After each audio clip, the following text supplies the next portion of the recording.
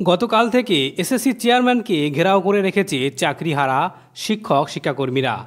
ঠিক এরই মাঝে এসএসসি শিক্ষকদের তালিকা পাঠালো ডিআই মারফত।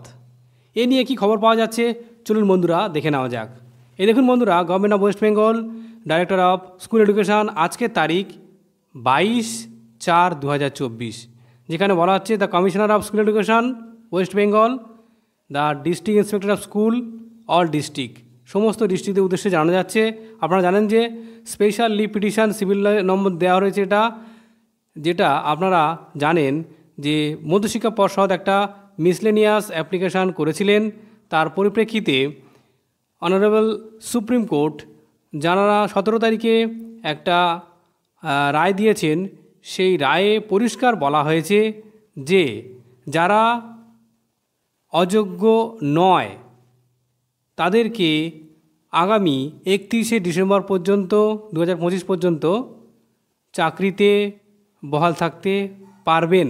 যে মিসলেনিয়াস অ্যাপ্লিকেশান নম্বর 709/2025, যেখানে অনারেবল সুপ্রিম কোর্ট 17/4/2025 তারিখে যেটা গ্র্যান্ট করেছিল পারমিশন কাদের জন্য, for the assistant teacher who were appointed for class 9, 10 and 11, 12 under the respective selection process 2016 SLST who have not specifically been found to be tainted, যাদেরকে tainted হিসাবে ঘোষণা করা হয়নি, তারা কিন্তু 31/12/2025 পর্যন্ত কাজ করে যেতে পারবেন।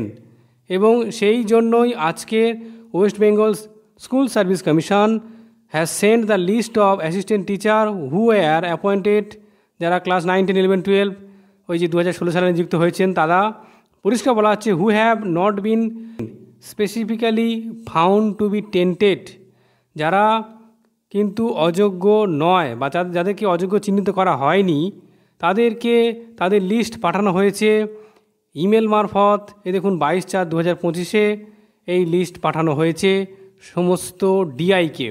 ডিআই এবার কিন্তু স্কুলগুলিকে নির্দেশ দেবে এবং তারপর এই প্রক্রিয়া বলা হচ্ছে যে নেসেসারি যে অ্যাকশান সেটা টেকিং করতে বলা হয়েছে এই অর্ডারে। ধন্যবাদ।